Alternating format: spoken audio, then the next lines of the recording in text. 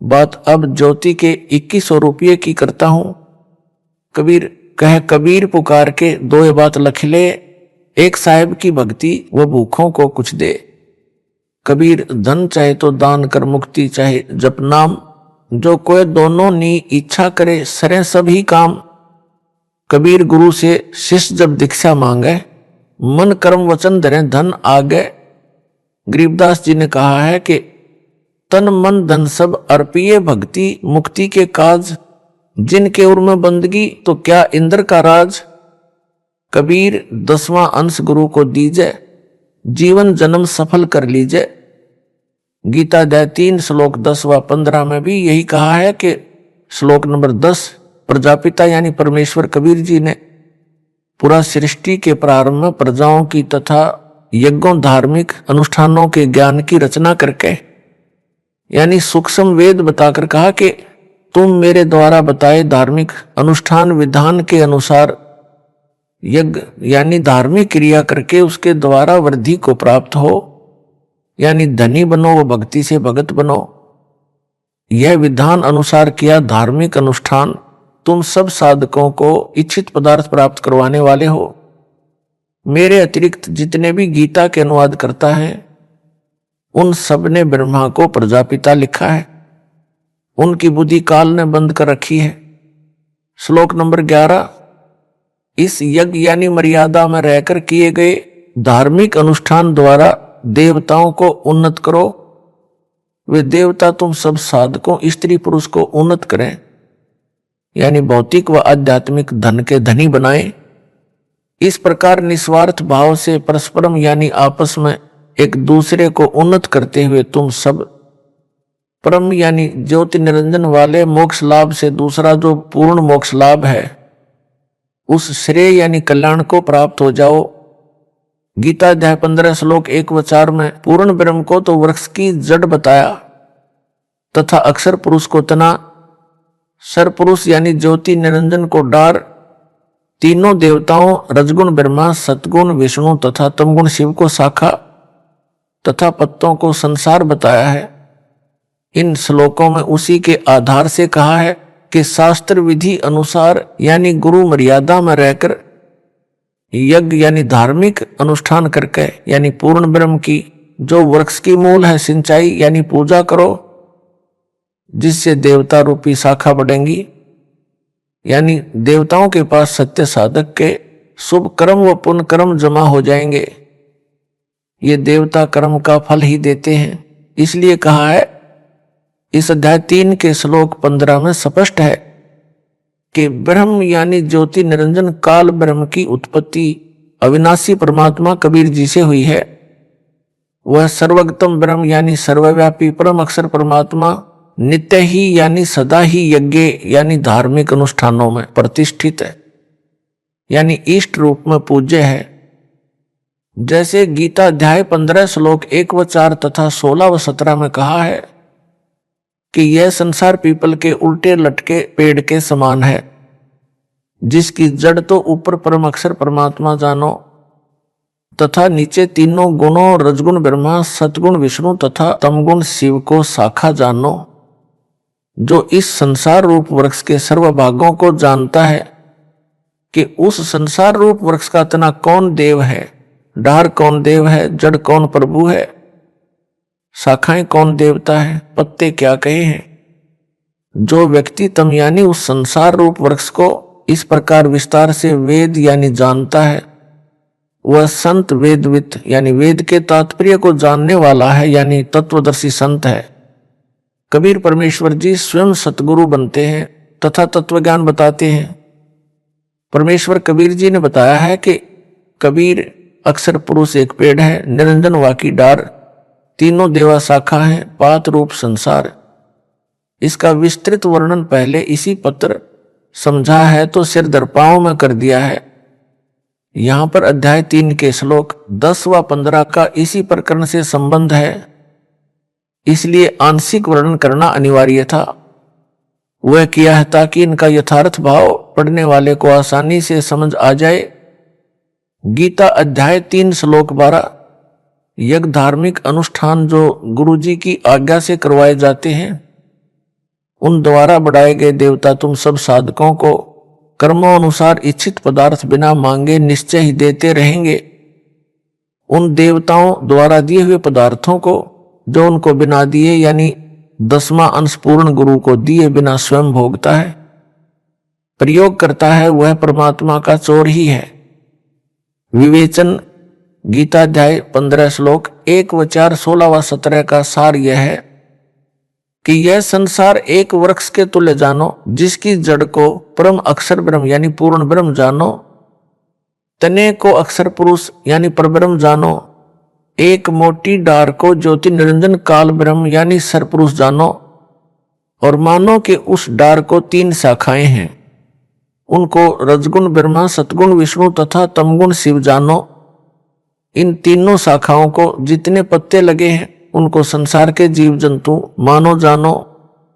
पौधे से पेड़ बनता है, जैसे बीज बोया पौधा बना, उस पौधे की मूल रूट को जल डाला यानी सिंचाई की तो पौधे के सब अंग तना डार शाखा व पत्ते विकसित हुए, पौधा पेड़ बना, फिर शाखाओं को फल लगे, बिना मांगे ही फल अपने पेड़ से मिलने लगे, पक पक कर गिरने लगे। ये एक उदाहरण है।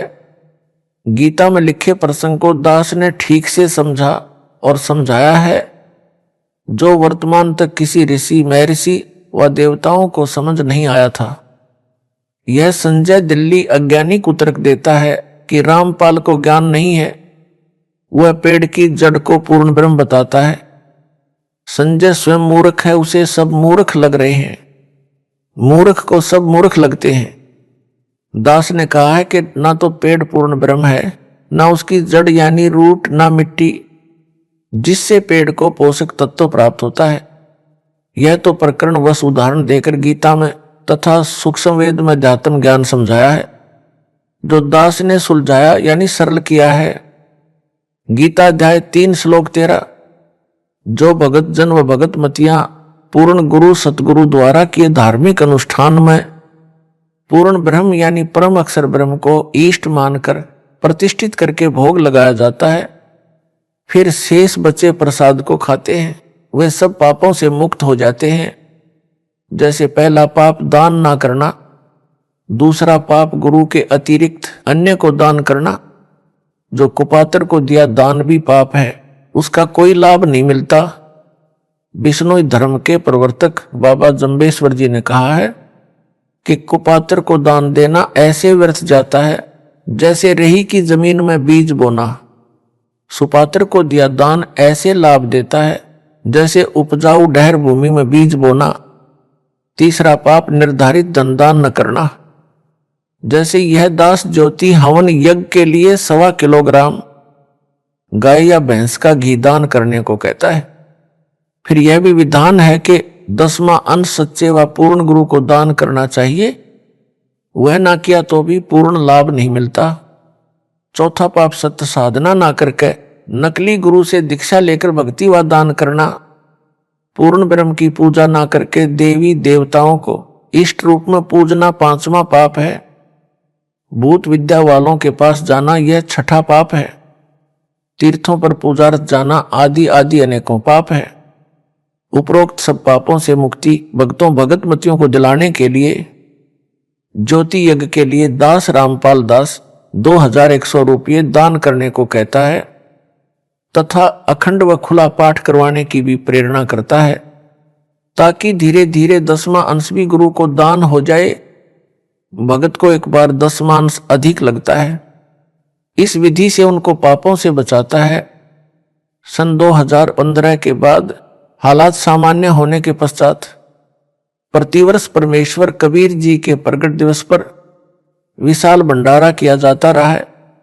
सन 2019 में तो हरियाणा तथा मध्य प्रदेश में दोनों जगह भंडारा किया गया था, जिसमें करोड़ों रुपए का पुण्य किया गया तथा जंतर मंत्र दिल्ली में लगातार 3 वर्ष भंडारा किया। सन 2020 में कोरोना महामारी के कारण कोई कार्यक्रम नहीं किया गया, तो भी टीवी चैनल पर परमात्मा का प्रगट दिवस मनाया, पाठ किया। अब 23 सितंबर 2020 से 3 आश्रमों में लगातार पाठ किए जा रहे हैं। आगे महीने में एक आश्रम में 2 पाठ 5-5 दिन के किए जाएंगे, जो दास की आज्ञा से किए जा रहे हैं, महापुण्य प्रदान करेंगे। इसके अतिरिक्त भूखों को घर घर जाकर भोजन सामग्री बांटी जा रही है। कबीर परमेश्वर जी ने कहा है कि कबीर पुकार के 2 बात लख ले, एक साहिब की बंदगी और भूखों को कुछ दे। अर्थात कबीर परमेश्वर जी का आदेश है कि भगत पूर्ण गुरु की शरण में जाए और उसको 10वां अंश दान करे। वह भक्ति कराता है तथा भूखों को भोजन व्यवस्था भी करवाता है।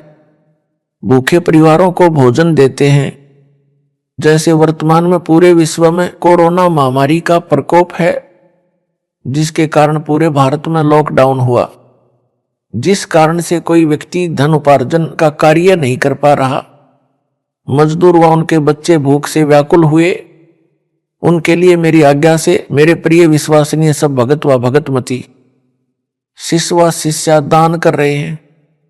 मेरी आज्ञा से मेरे द्वारा गठित कमेटी के सदस्य उस दान हुए रुपए से आटा, चावल, दाल, नमक, तेल, छौंक के लिए व अन्य प्रयोग के लिए हल्दी, मसाला, चीनी, चाय पत्ती, साबुन आदि आदि प्रतिदिन प्रयोग में आने वाली आवश्यक खाद्य सामग्री घर घर जाकर मुफ्त बांट रहे हैं।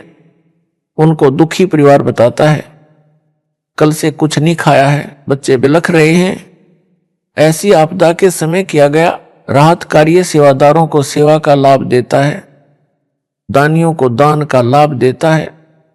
यह धार्मिक यज्ञ मेरे सुशिष्याएं सुपुत्री कर रहे हैं। किसी को दवाई नहीं मिल रही है, उसे दवा देते हैं। उन दुखियों की आत्मा दानी व सेवादारों को दुआ देती है। परमात्मा ऊपर बैठा सबके ऊपर नजर रखे हुए हैं। संजय साकट दिल्ली तो नीम हकीम खतराए जान है। इसको अध्यात्म का काखा भी ज्ञान नहीं है, बस गुरु बनने की हवस उसे लगी है। यह दास इसलिए ज्योति यज्ञ के लिए 2100 रुपए दान करने को कहता है।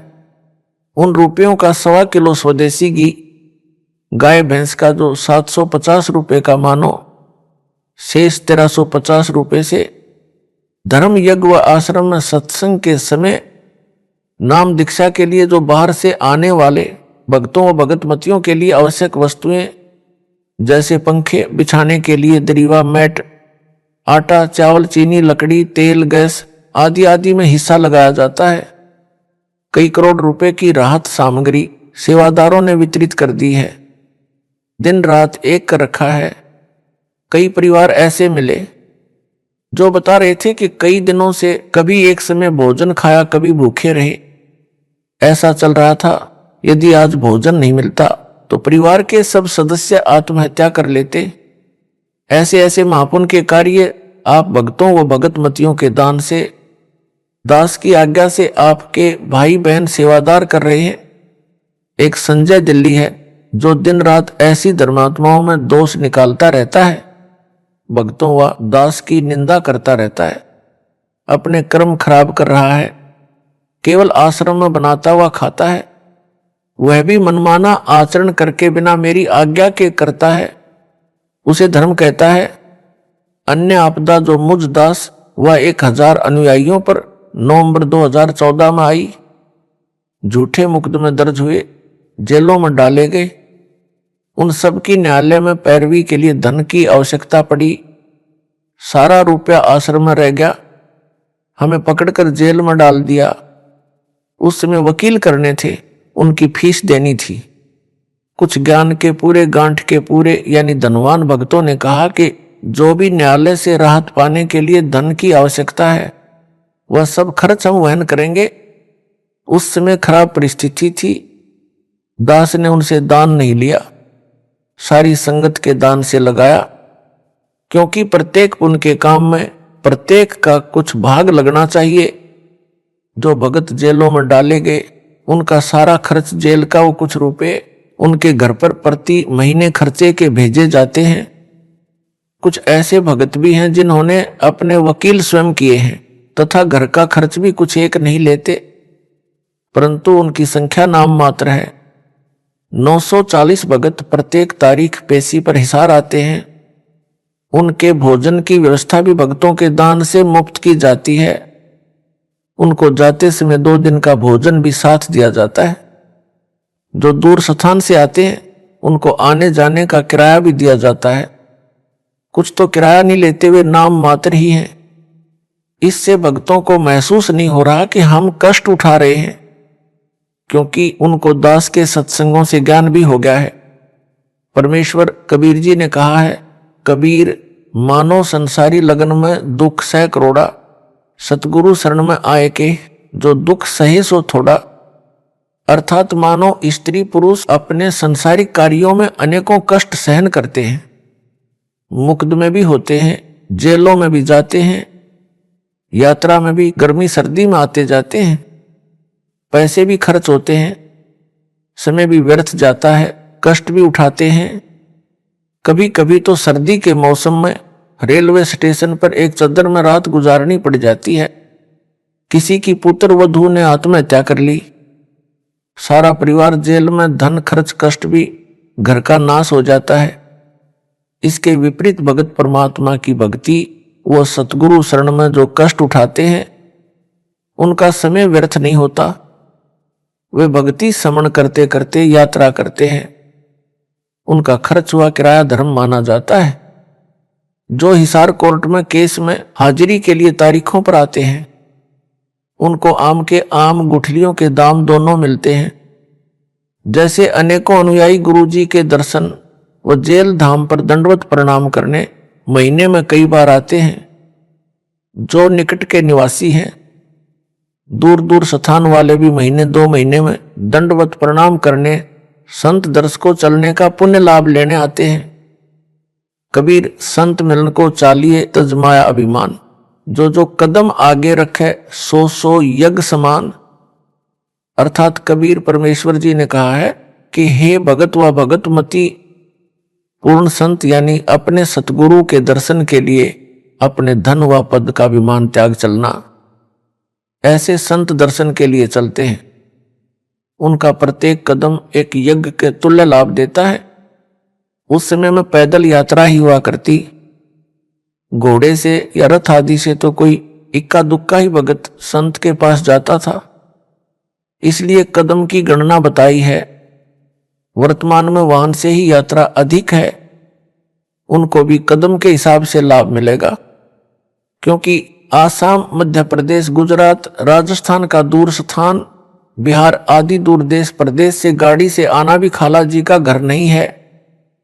हिम्मत है उन पुण्यात्माओं की, वह विशेष कृपा है परमेश्वर कबीर जी की उनके ऊपर, जो ऐसे कलयुग में सब कार्य छोड़कर गुरु दर्शन को चल पड़ते हैं। ना गर्मी देखते हैं, ना सर्दी देखते हैं। धन्य है उनके माता पिता जिनसे जन्म लिया। धन्य ये भगत व भगतमती जिनमें यह प्रबल प्रेरणा बनी है। इनको पूर्ण ज्ञान है। संसारिक लगन में भी तो अनेकों कष्ट भोगने पड़ते हैं। परमात्मा प्राप्ति के लिए ये कष्ट कुछ भी नहीं है। इनका बेड़ा पार होगा। कुछ पाने के लिए कुछ करना भी पड़ता है। काल के दूत संजय दिल्ली ने भक्तों को जेल धाम हिसार में आने से रोका। कहा कि हिसार नहीं जाना, मेरे पास आना। यह संगत को उपरोक्त संत मिलन को चलने वाले पुण्य से वंचित करवाकर भक्ति हानि करवाना चाहता था, परंतु दास के आदेश के पश्चात और अधिक संगत हिसार आने लगी। जब तक सूरज चांद रहेगा, भक्तों भगत मतियो तुम्हारा नाम रहेगा। इसी प्रकार जो मुकदमे में हैं, वे मुकदमे की सेवा में हिसार कोर्ट में पेशी पर आते हैं। उनको भी यही लाभ मिलता है। उनको तो मार मार खीर खिलाई जा रही है।